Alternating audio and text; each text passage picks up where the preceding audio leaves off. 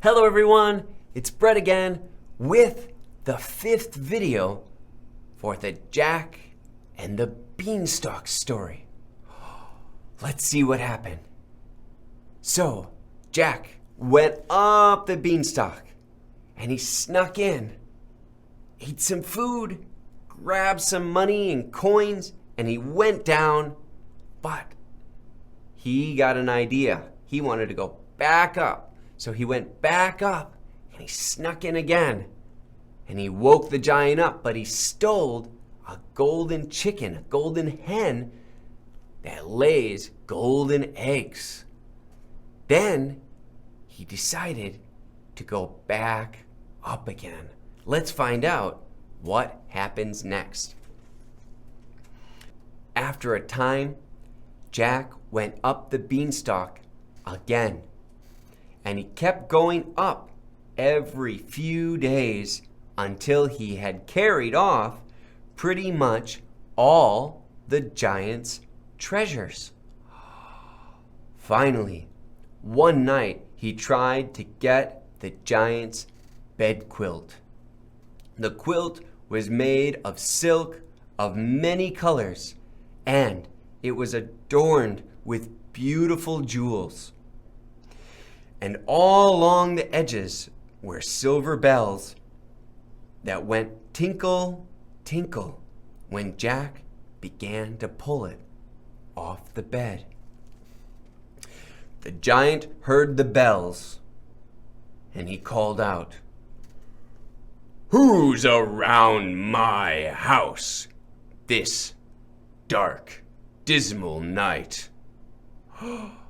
Jack kept perfectly still until the giant was snoring, and then he pulled the quilt off a little farther.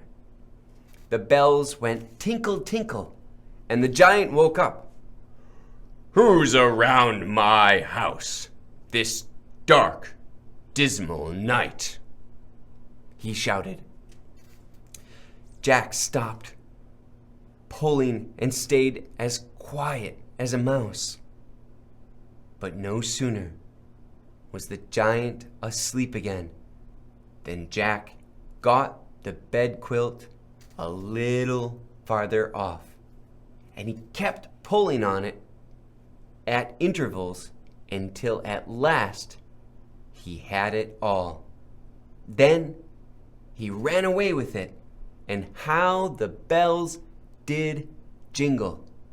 The giant was roused from his sleep, and he jumped up and started in hot pursuit of the lad. Jack kept on at his best speed and got to the beanstalk first. "Hump it and bump it and down I go," he shouted, and it was not long in getting to his mother's garden. But the giant was climbing down the beanstalk after him, and the beanstalk was shaking beneath his monster's weight. Jack could hear the giant coming, and when he looked up, he saw the big fellow's legs just appearing through the clouds. So he hurried to the woodshed and got a hatchet and began to chop at the beanstalk.